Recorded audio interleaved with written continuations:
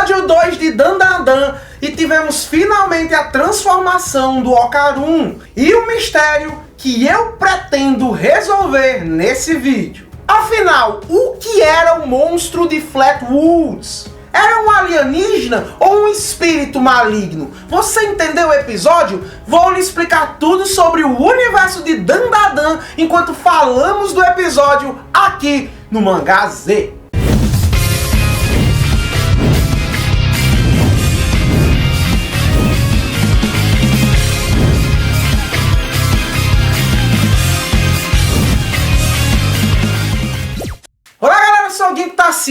E galera, o episódio foi muito bom, músicas muito bem encaixadas nas cenas de ação e nos clímax das cenas de ações, assim como eu falei no meu primeiro review de Dandadan. A minha expectativa está sendo cumprida, muito show, o anime está impactando geral.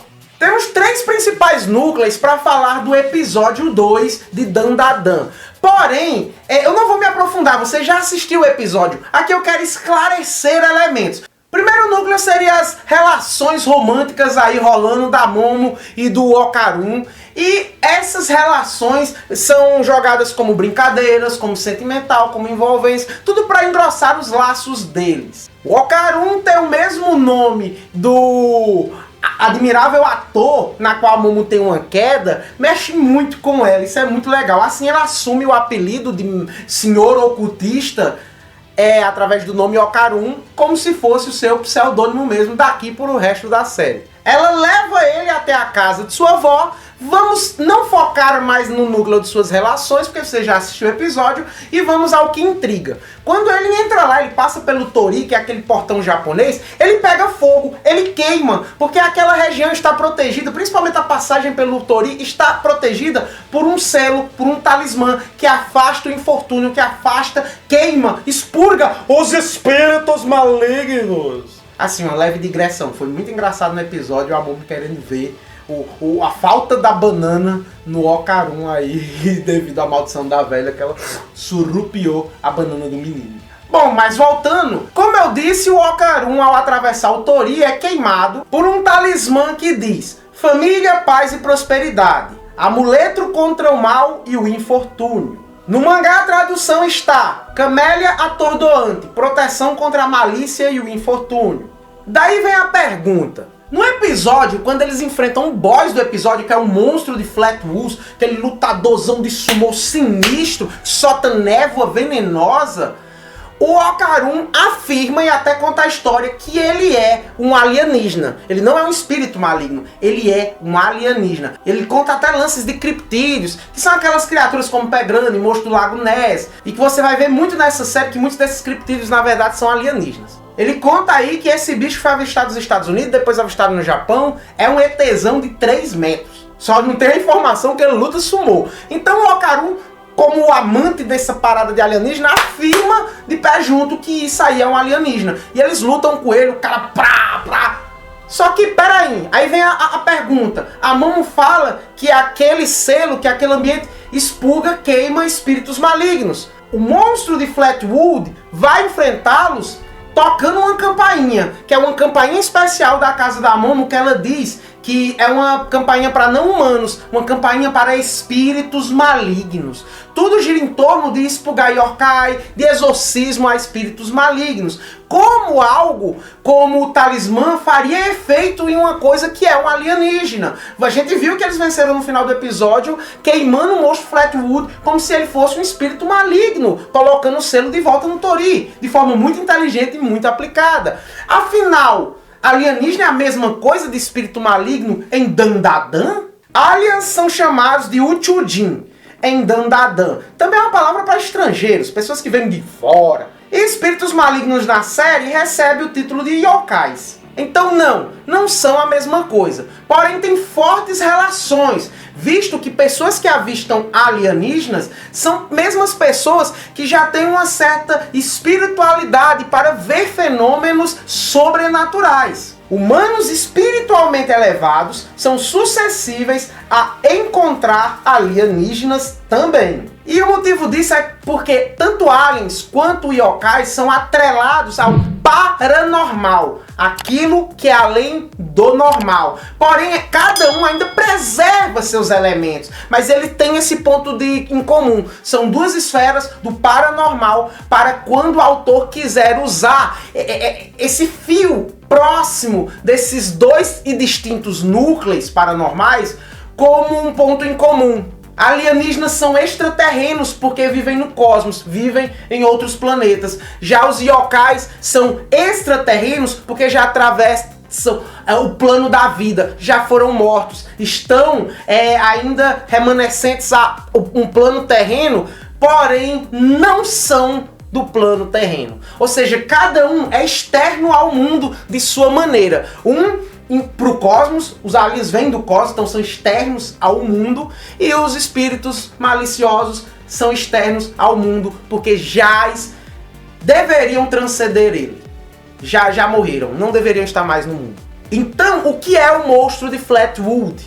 A resposta é a dada pelo Ocarum. O monstro de Flatwood é um alienígena. E ele é aliado dos Cepos, foi mandado para pegar a banana do Ocarum. A prova definitiva que ele é um alienígena é que na hora do ataque dele é usado o Koku, que se chama espaço vazio, uma dimensão alternativa invocada por aliens quando eles querem ser hostis a humanos com espiritualidade elevada. Lembram que existe uma relação que eu falei aqui, colocando espíritos maliciosos e alienígenas dentro da esfera do paranormal, porém esses dois seres preservam certas identidades próprias?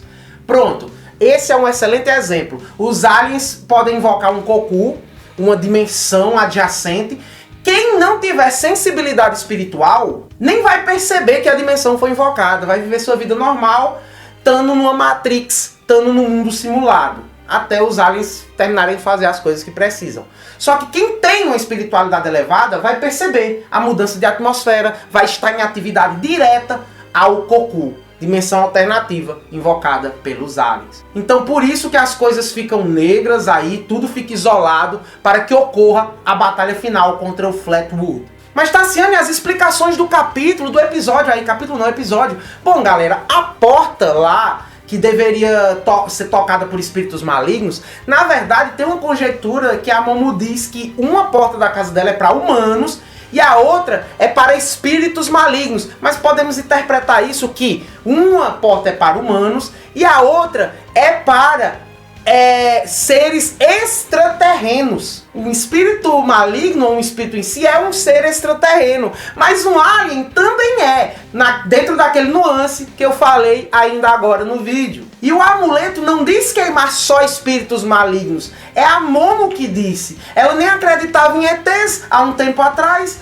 O que o amuleto diz é que afasta o infortúnio e a malícia. Queima aquilo que for malicioso.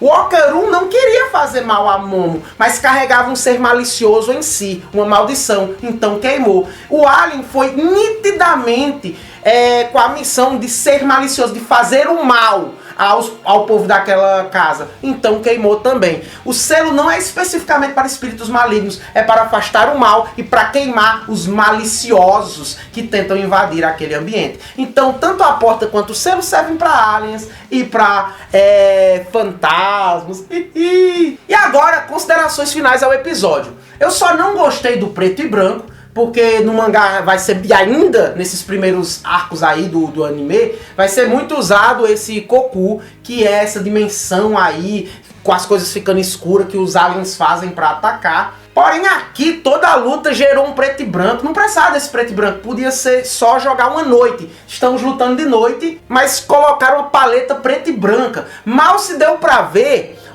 a paleta de cor do monstro de Flatwood. Mas já que você é chegado no canal, olha as verdadeiras cores do monstro de Flatwood, tá aí na tela oficial, colorida pelo autor. O monstro de Flatwood é um alien, com suas capacidades alien, muito bizarro, parece um boneco, e está trabalhando para os Cepos. Por isso ele realizou o ataque. Ataque esse que serviu para instigar o nosso querido protagonista a ter sua transformação, que foi o momento chave do episódio, que foi sensacional. O Ocarum se transforma porque a Momo, no lugar de reter, que ela tem que ficar sempre com a mão assim nele, no lugar dela reter a sua maldição de afetar seu corpo e sua mente, ela faz com que a maldição só não afete a mente. e o corpo seja transmutado, o corpo seja envolvido pelo poder da Vovó Turbo. E quando ela consegue fazer isso, cara, mesmo no golpe de sumô do monstro de Flatwood, nossa, o Okarun sai da fumaça com aquele design meio sinistro, meio deprê, arrancando os dedos do monstrão com a boca. Ele arranca assim o dedão com a boca. E galera, nessas transformações yokais aí que você vai ver em Dandadan, eles assumem uma personalidade extra. A personalidade extra do Okarun é de ser um aspecto depressivo, de ter um aspecto para baixo nas suas atitudes. Ele não perde discernimento nem percepção, mas ele tem esse persona agora de ficar meio deprê quando está nessa transformação. O poder dele é velocidade, ele abusa da velocidade da Vovó Turbo, arromba o braço aí do monstro, mas no fim o corpo dele não serve para aguentar tanto poder. Então ele pode dar só 1 ou 2 dashes por dia. E no final, galera, eu gosto muito de Dandadan, porque ele não rouba os holofotes só pro protagonista, como muitas obras aí. Você vai ver que muitos personagens têm as suas vezes de brilhar, têm os seus encaixes, têm as suas nuances aproveitáveis para soluções de problemas no conflito. A Momo foi quem venceu o monstro de Flatwood. Ela, com aquele plano incrível, ela se prega no Tori, que está protegido por uma parede, e aguenta hits suficiente até criar um fosso que protegesse ela e o Okarun da parte interna do templo, e ela pudesse colocar o amuleto e queimar o monstro de Flatwood. A propósito, uma coisa que o anime não deixou clara é que quando a Momo tá levando aqueles supapos da criatura gigante de 3 metros, ela não tá com o físico de mulher humana aguentando aquelas porradão, não. Ela está barrando uma certa barreira espiritual para aguentar todos aqueles supapos. Então ela tá usando a força dela, o poder dela, para aguentar essas mãozadas. E galera, episódio terminou, clímax, música, tudo no momento certo, os driblets que foram dados contra o monstro de Flatwood, ele queimando no final, sensacional. Terminando o episódio com um baita de um gancho. Momo desmaia, Vovó Turbo, a maldição, se apossa do Okarun, e agora Okarun vai fazer malicitudes com a menina. Título do próximo episódio: A Batalha das Vovós. Se preparem para conhecer a vovó mais gostosa do mundo e está em Dandadan. Aguardo você semana que vem aqui pra gente falar de Dandadan. Depois eu abro mais o universo de Dandadan aqui no canal. Mas para isso eu conto com seu like, sua inscrição e seu compartilhamento. Estamos juntos, galera. Forte abraço e valeu!